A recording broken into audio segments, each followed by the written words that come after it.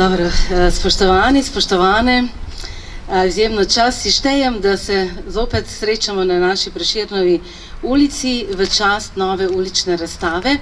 Namreč ta prostor se nam ni zdel tako razstavni, seveda vse do leta 2020, ko smo konec leta postavili prvo razstavo, potem v lanskem letu pa nekako na teh panojih postavili našo naslednjo razstavo o prelomnicah, o prelomnih trenutkih, ki so osmišljale naše Posavje skozi različna obdobja.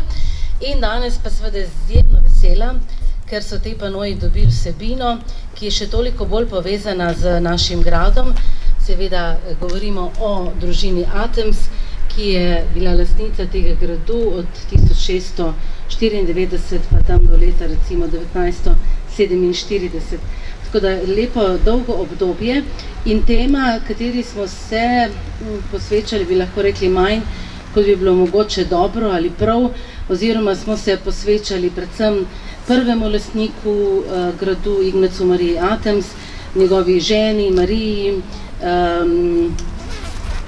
Regini Atems, rojeni Wurmbrand, in potem mogoče še kakšnemu članu te družine, in ne pa seveda mogoče tudi temu obdobju, v tem obdobju, s katerim se je pa zdaj začela ukvarjati naša sodelavka Mihaela Kovačič, naša zgodovinarka od junija 2021, ki je v to temo zagrizla kot del svoje strokovne naloge. Tako da smo zelo veseli, da je ta razstava pred tem izpitom in da bo ta razstava lahko tudi že opredmetena takrat, ko bo morala kar Orang se zagovarjati pred komisijo, ker strokovni izpit na področju muzealske dejavnosti je kar en velik zalogaj, je kar zahteven, tako kot še kje druge, in je ta priprava kar dolgotrajna in seveda tudi obsežna. Torej, Atemsi so nekako zaznamovali naše območje, zdaj smo pa nekje dokaj na začetku, da v bistvu to obdobje od 1694 pa še malo naprej do sodobnosti še bolj raziščemo in s tem zadnjim gospodom Ferdinandom Marijo III. Atemsom se je ukvarjala naša kolegica Mihaela Kovačič in prosim, da kar predstavi razstavo, ki je za vami in nekako vstopi tudi v ta svoj čas kustosinje, ker še malo pa bo tudi uradno imela ta naziv. Tako da naša kolegica Mihaela Kovačič, njena prva samostojna razstava.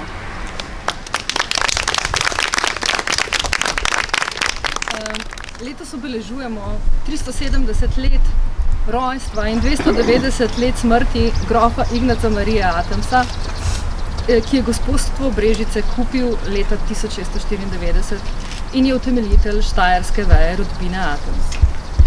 Gospodstvo je ostalo v rokah družine do konca druge svetovne vojne. Družina Atems je bila na Štajerskem vseskozi zelo pomembna. Pomemben vpliv pa je imela tudi na Brežice, saj je 250-letna prisotnost družine pustila številne sledi v našem okolju.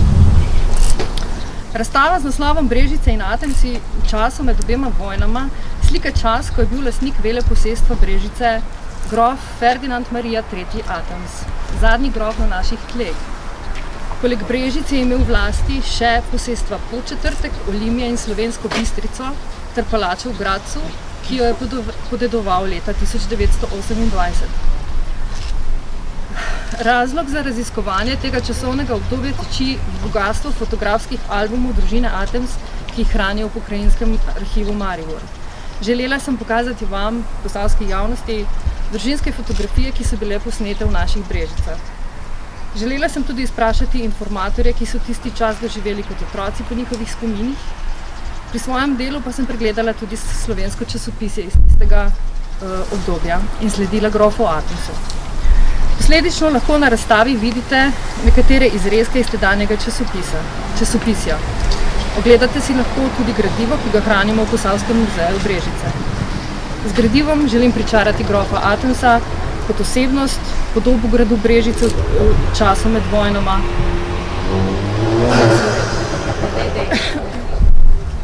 Grof Ferdinand Marija III. Atems se je rodil kot tretji od 6 otrok v Walesu v Gornji Avstriji, Emilu grofu Adamsu in Tereziji grofici O'Donnell leta 1885. Študiral je gozdarstvo in leta 1910 doktoriral z disertacijo o Tisi. Imel je 5 sinov, 2 z Eleonoro grofico Nostitz-Rinek. Po njeni smrti se je poročil z njeno sestro Vando, ki mu je rodila še 3 sinove. Stalno so živeli na gradu Slovenska Bistrica. Grof Ferdinand Adams je bil dobro izobražen, razgledan, pohaven, gleden in človek širokih interesov in ljubitelj umetnosti. Bil je zelo dobrodelen, član številnih društev, kot so Rotary klub Maribor, Aeroklub v Mariboru, avtomobilski klub Kraljevine Jugoslavije. Bil je strasten lovec, tudi v časopisih lahko zasledimo njegove lovske dosežke, naprimer novico o merjascu, ki ga je grof ustrelil v brežiških gozdovih in ga odpeljal na ogled Slovensko Bistrico. Na loviščih se je družil tudi z jugoslovansko kraljevo družino. Med drugo svetovno vojno je bil poklican v nemško vojsko, ker je kot član naborne komisije pomagal marsikateremu slovenskemu naborniku. Leta 1944 je bil zato z tega položaja razrešen. Maja 1945 je bil kljub temu skupaj z ženo areteran zaradi veleizdaje in avgusta 1945 spoznan za krivega ter obsojen na 24 mesecev prisilnega dela, izgubo volilne pravice, pravice do prevzemanja društvenih funkcij za dobo 5 let, izgon iz kraja bivanja za 5 let ter na zaplembo celotnega premoženja.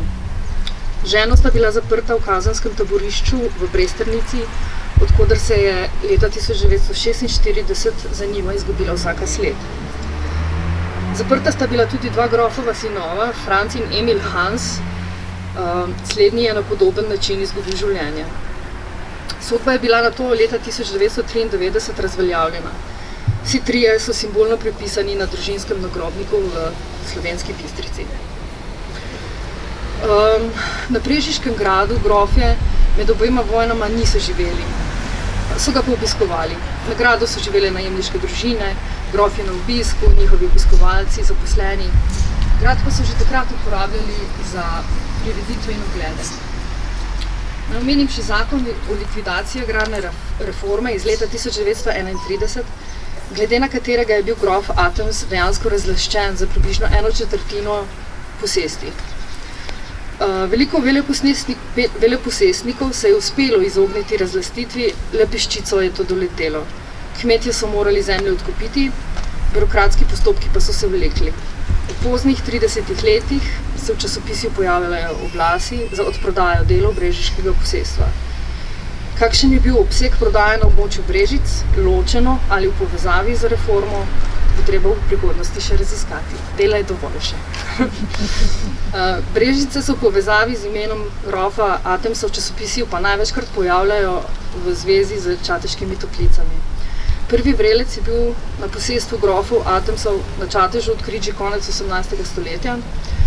V drugi polovici 19. stoletja je bila urejena skromna infrastruktura, ki pa so jo dajali v najem. Prelomnica je bilo v letu 1925, ko pa je grof Adams zgradil majhno zdravilišče. Rezultat je bil prvi hotel v švicarskem stilu, ki še danes prenovljen stoji v osrčju Term Čatež in nosi ime Hotel Toplice. Električno razsvetljavo je oskrbovala lastna elektrarna, ljudski dom, ki je bil zgrajen ločeno, je bil namenjen preprostejšim slojem gostov. Zgrajena je bila tudi restauracija, ki so jo grofje oddajali v najem. Na zadnjem panoju, to tukaj, lahko začutite malce utripa Čateških Toplic v času med vojnama, ki so se vsako leto lahko pohvalile z večjim obiskom. Grof Adams je tako postavil temelje zdraviliškega turizma v Posavju. Po drugi svetovni vojni so Terme Čatež s postopnim in vztrajnim delom postale največje zdravilišče v Sloveniji. Naj ob zaključku povem, da ta tematika ni dovolj raziskana. Ta moj prispevek je samo skromen začetek raziskovanja rodbine Adams v povezavi z našim lokalnim okoljem.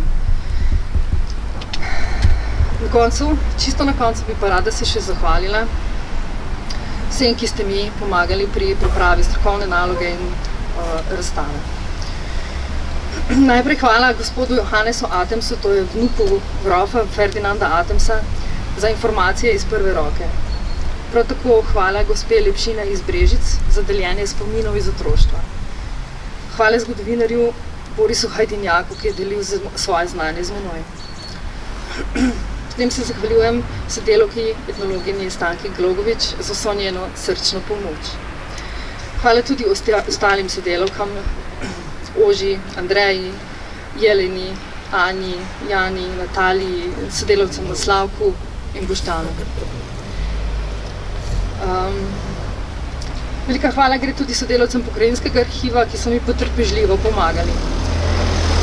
Potem se še posebej zahvaljujem oblikovalki Darji Malerič za najino prvo skupno sodelovanje in prvo skupno sodelovanje pri muzejskih projektih sploh.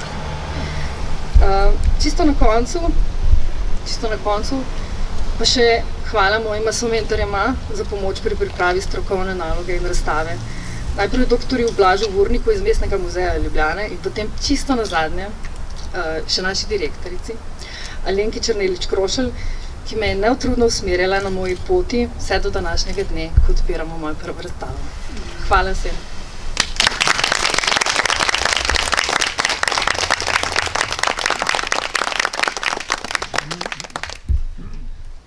Najlepša hvala. Jaz verjamem, da si bomo vsi z veseljem in zanimanjem ogledali razstavo, pa seveda še velikokrat potem, ko se boste sprehajali ob tej poti in boste podrobno še proučili vse te drobce na fotografijah. Večina, jaz mislim, da je prvič tudi tako javno objavljenih v Brežicah, tako da jaz verjamem, da bo zanimanje še večje. Preden pa zaključimo, pa prosim še za skladbo. Komorna skupina Trobil, glasbene šole Brežice, in sicer Aljaž Vučajnk trobenta, 6. razred, njegov profesor Miran Petelinc, potem pa Žiga Kovačič pozavna, 5. razred, Amel Delič mehani, prav tako isti inštrument, 5. razred in njun profesor najverjetneje Toni Škaler, se pravi, to vsi pozavno. Hvala lepa glasbeni šoli, ki je prišla samo malo dol, tudi oni so v Atomsovih prostorih, tako da je popolnoma prav, da so danes z nami.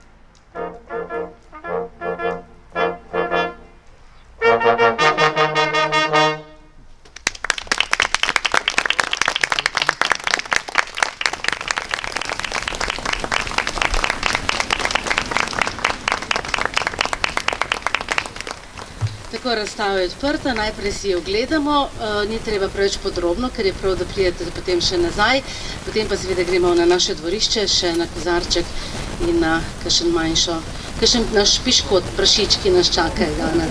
Tako, hvala lepa, lep večer.